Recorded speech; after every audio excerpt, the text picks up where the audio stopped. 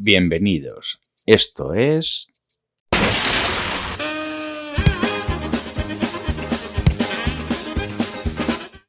Hola, buenas y bienvenidos a un nuevo vídeo de relojería para torpes. En este vídeo lo que vamos a ver es una parte de los mecanismos automáticos con la cual vamos a cerrar todo este bloque que hemos dedicado a estos mecanismos.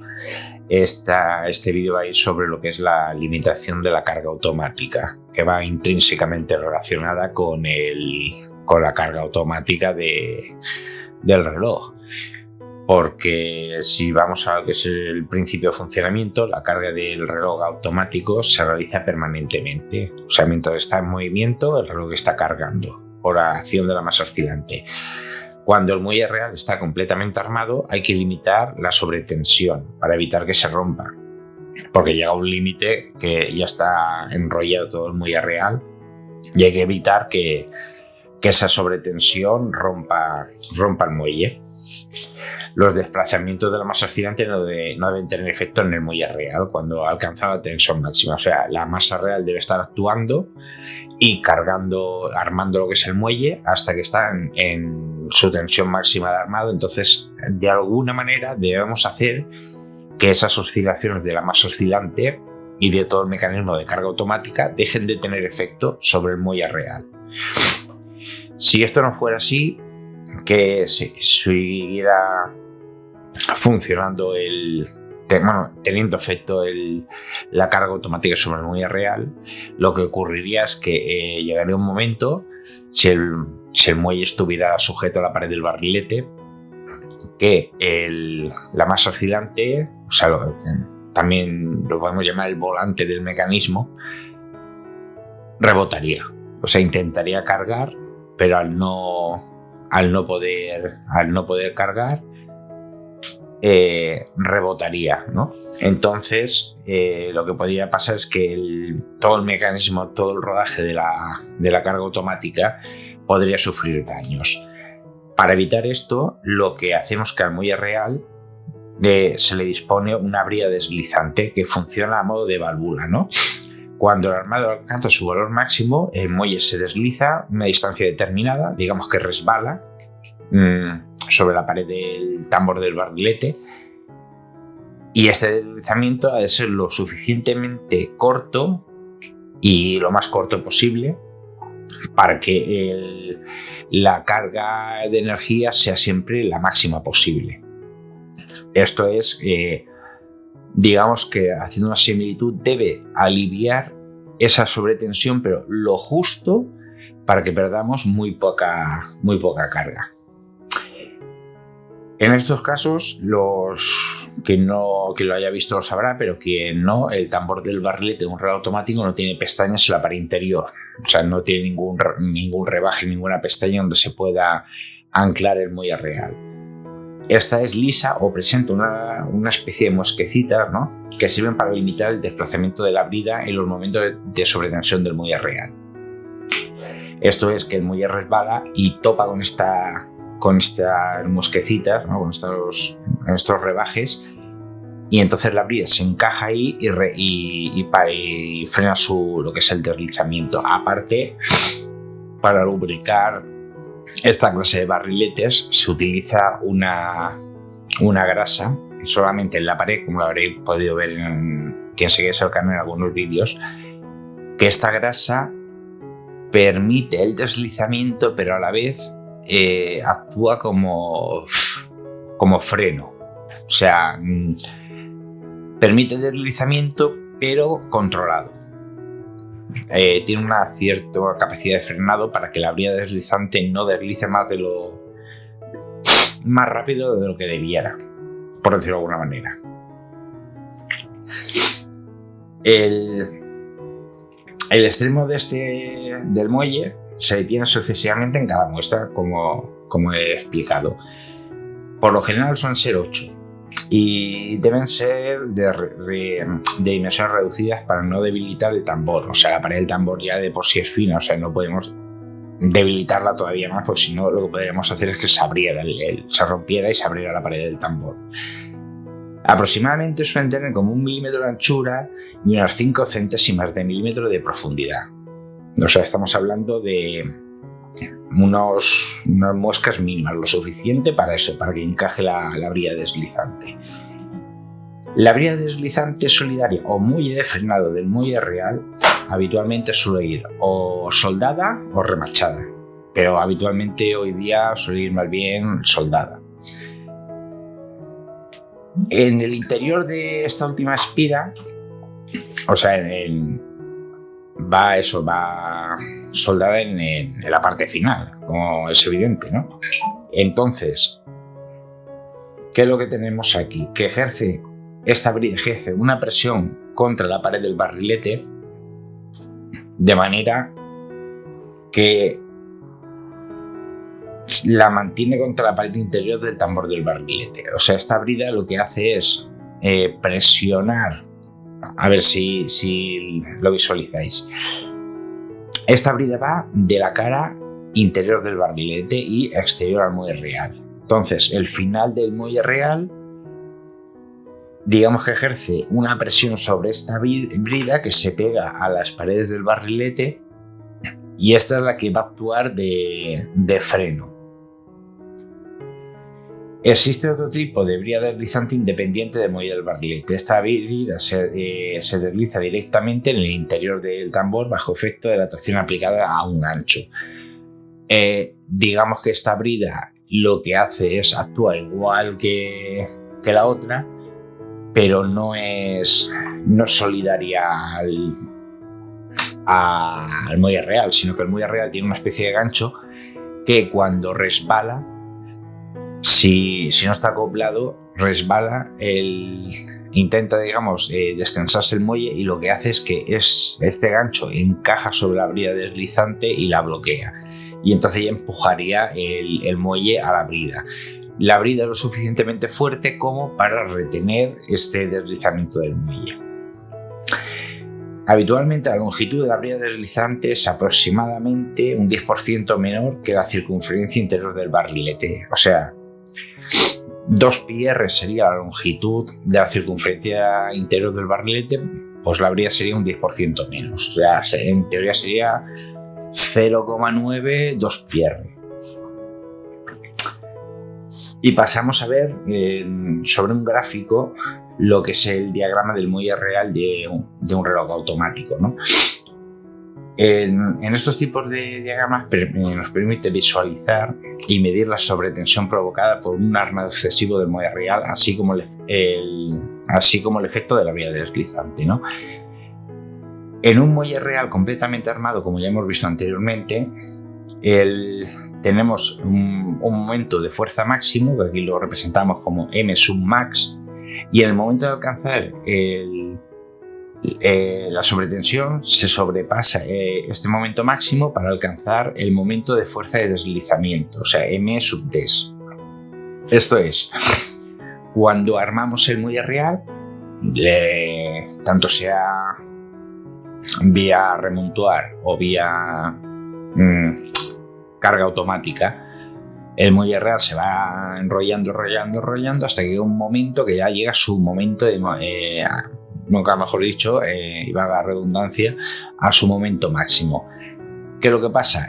Por acción de la carga automática, sigue metiéndole par de fuerza al muelle real. Entonces llega un momento que ya se sobrepasa ese momento máximo y tenemos un margen, por el tema de que es un material elástico, etc., que llega un momento al cual llegamos al momento de deslizamiento. ¿Esto cuál es? Es ese momento en el cual la brida deslizante que está anclada a la pared está reteniendo por frenado, por fricción prácticamente, contra la pared del barrilete, lo que hace es que ya no puedo aguantar más esa tensión y desliza. Pues esto es el momento de deslizamiento. El momento de deslizamiento partido el momento máximo, o sea, esta relación suele ser que el momento de deslizamiento suele ser como un 35 a un 50% el del momento máximo. O sea, si por ejemplo tenemos un momento máximo de 100, pues el momento de deslizamiento estaría entre 135 y 150 newtons por milímetro. En un valor inferior al mínimo hace que el muelle real se desenganche demasiado rápido. Un valor superior al máximo puede hacer que el volante rebote, que es lo que estábamos viendo antes. O sea, si si tenemos un momento de deslizamiento muy bajo, ¿qué quiere decir? Que hace que o sea, muy bajo me refiero por debajo del momento máximo, ¿no? Que pues, se pueden dar a circunstancias que no haya suficiente, que la lubricación no sea la correcta, que la brida esté deformada, que las muescas estén sucias y no cumplan su función y tal, lo cual tendríamos un momento de deslizamiento por debajo del momento máximo. ¿Qué es lo que quiere decir? Que no alcanzaríamos el momento máximo de carga, con lo cual el reloj nos estaría rindiendo al 100%. Entonces, ¿qué es lo que pasa? Que antes de que llegue al momento máximo del muelle real, la brida se desengancha y hace que resbale, con lo cual nos baja un montón el momento de fuerza del muelle real, con lo cual se transmite menos fuerza al tren de rodaje, etc, etc, y tenemos menos amplitud. Esto es también puede ser un síntoma de cuando, por ejemplo, le hacemos un servicio a un reloj y vemos que la amplitud, estando el muelle real, me refiero en aparentes buenas condiciones, vemos que tiene poca amplitud, ¿no? Entonces dices, uy, ¿qué pasa aquí? Si está el movimiento limpio, lo hemos lubricado correctamente, entre comillas, y vemos que da eso. Pues puede ser esto, que esté mal lubricado el barrilete, que la brida deslizante no actúe como toca. Entonces tendremos poca amplitud. ¿Qué es lo que pasa? Si tenemos este momento deslizante con un valor muy alto por encima del momento máximo, vamos a tener una situación muy similar a la que pasaría si tuviéramos un movimiento de carga manual. ¿Qué quiere decir? Que virtualmente se nos ancla el muelle real a la pared del barrilete, con lo cual cuando llegue a su momento máximo pueden pasar dos cosas: que rebote como hemos dicho, el volante puede hacer que rebote, o sea, y lo que es la masa oscilante, y por otro lado, aparte de dañársenos el mecanismo de carga automática, lo que también puede pasar es que se nos rompa el muelle, y habitualmente se va a romper por el punto más débil, que va a ser la soldadura con la brida deslizante. Entonces, para ello tenemos unas condiciones de correcto funcionamiento de la brida, ¿no? Y el funcionamiento correcto de la brida deslizante es delicado y depende de varios factores: la forma, la tensión de la brida, el material, la calidad de fabricación del tambor del barrilete, el tratamiento galvánico, así como ya he comentado, de la lubricación del barrilete y del muelle real. O sea, esta lubricación, esta grasa de frenado es bastante importante. Los fabricantes de movimiento han ido perfeccionando estos factores mediante pruebas y experimentos, y por tanto es obligatorio seguir las instrucciones que aparecen en los documentos técnicos. Un inciso respecto a la lubricación. Y vamos a ver, y me guío ahora mismo por las dos que gasto, que son de Moebius.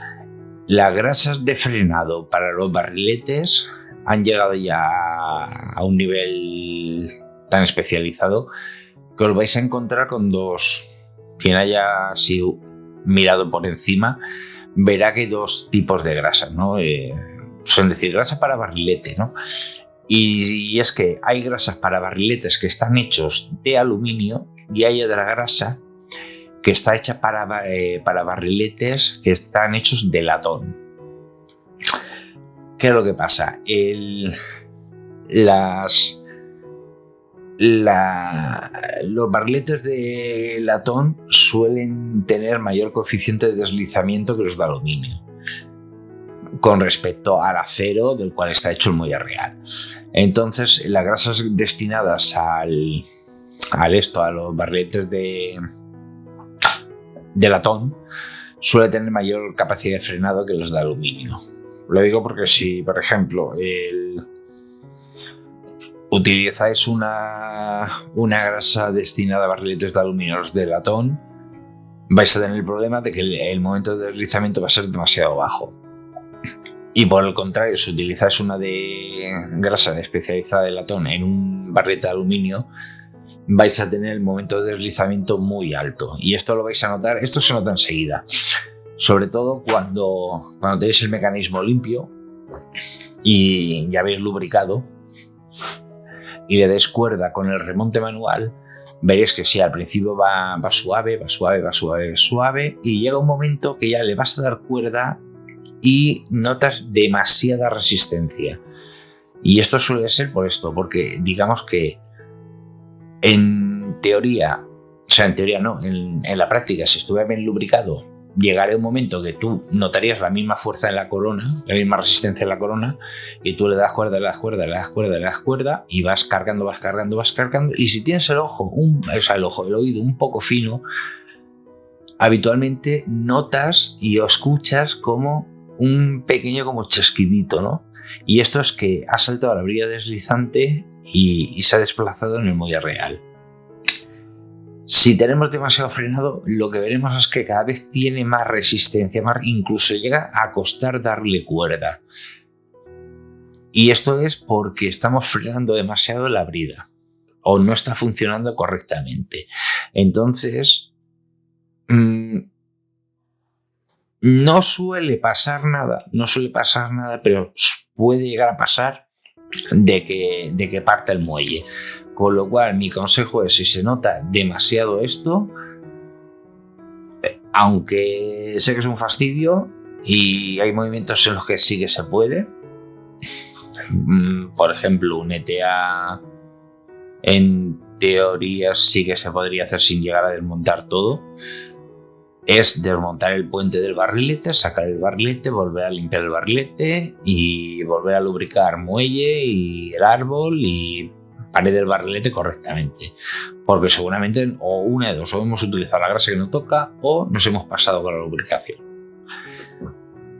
Bueno, y continuando, porque al final nos enrollamos, veremos una curiosidad. Esto es aunque está dentro de las cuestiones importantes, pero también se han llevado muchas curiosidades por aquí, que es la velocidad de armado.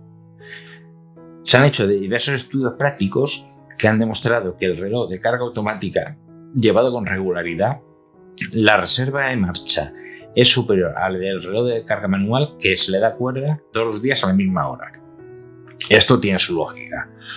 Nosotros en un reloj manual nos levantamos, por ejemplo, por la mañana, no sé qué, cuando vamos a salir cogemos el reloj que está en marcha, si lo utilizamos habitualmente, es una reserva de marcha de un manual puede estar en 38 o 40 horas, en algunos modelos 50 horas, y según si a lo mejor lleva doble barrilete, incluso podemos estar hablando de días.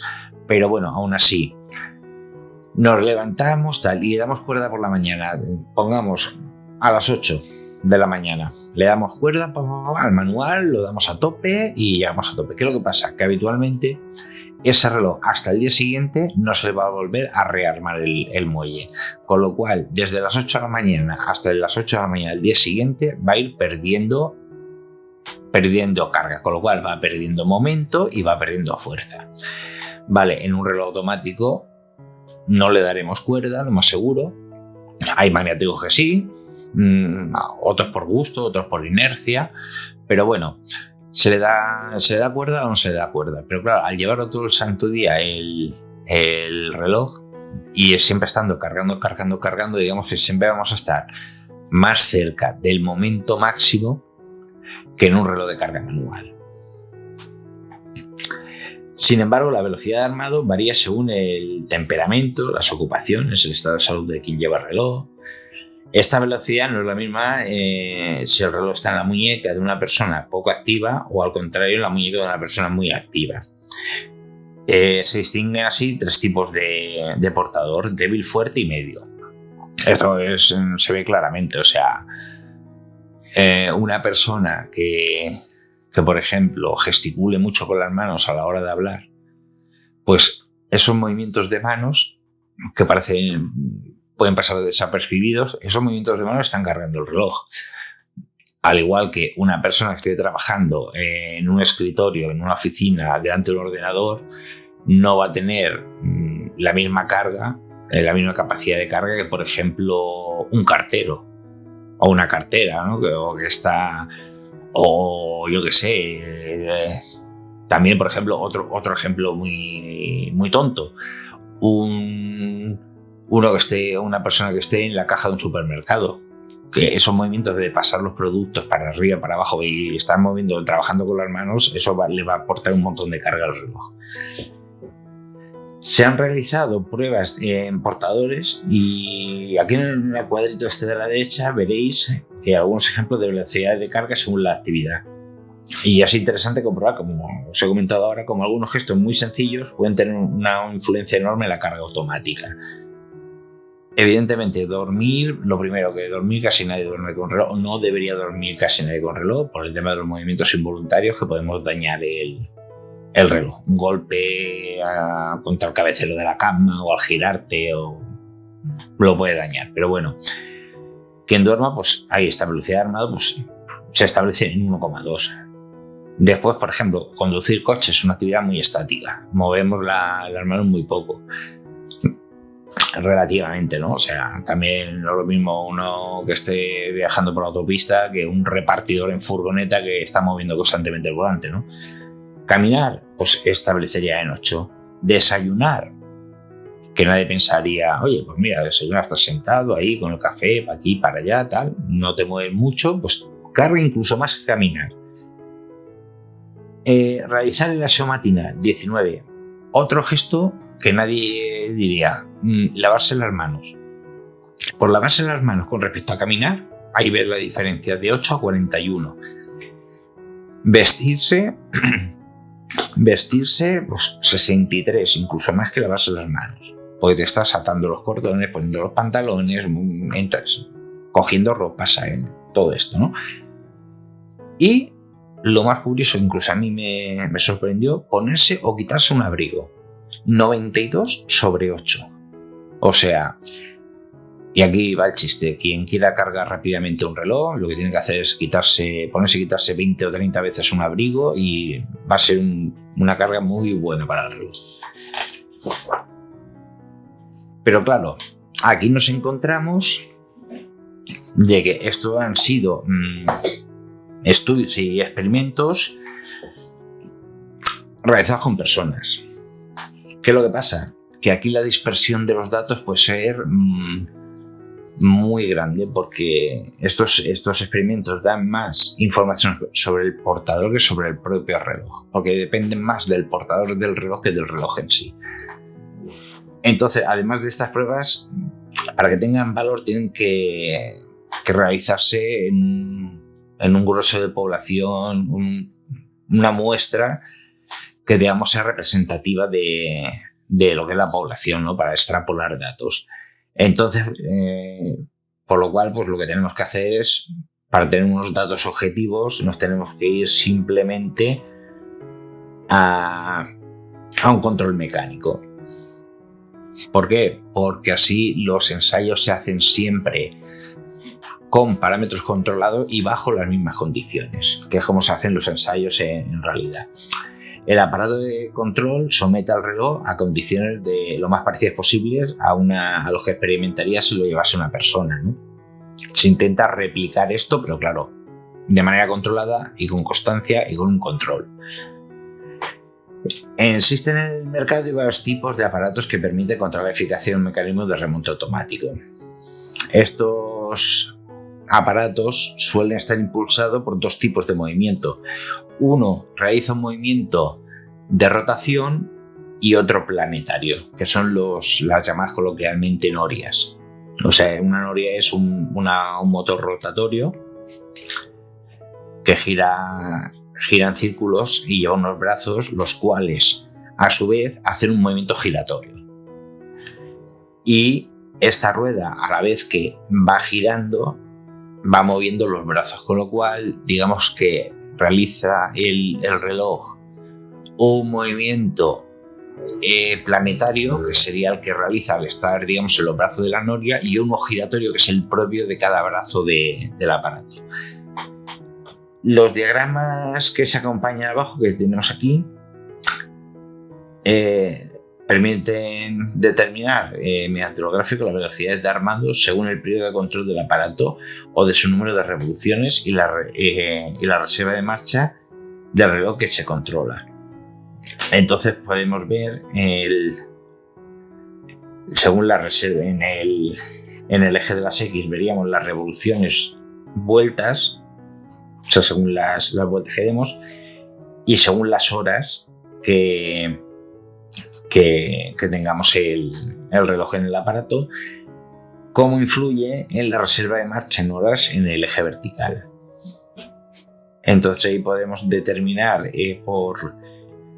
por el cociente lo que es la velocidad de armado. Así podemos tener 2, 2,5, 3, 3. ¿Qué es lo que pasa? Que a mayor velocidad vamos a tener más reserva de marcha en menos tiempo y con menos vueltas.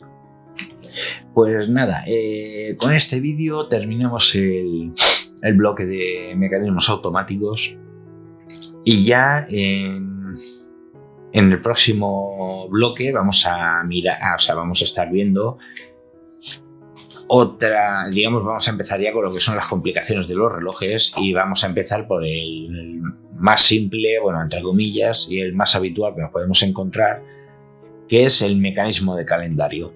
Entonces vamos a ver qué se cuece en este tipo de mecanismos, cómo funcionan, qué tipos hay, y curiosidades y datos técnicos y de mantenimiento y precauciones, por decirlo de alguna manera, que debemos tener con este tipo de mecanismos. Pues como siempre, darle a like si os ha gustado el vídeo, compartir, suscribiros al canal y dar a la campanita para próximas notificaciones. Las preguntas, como siempre, a la caja de comentarios, que quien ya haya hecho unas cuantas sabe que siempre contesto, y nos vemos en el próximo vídeo. Un saludo.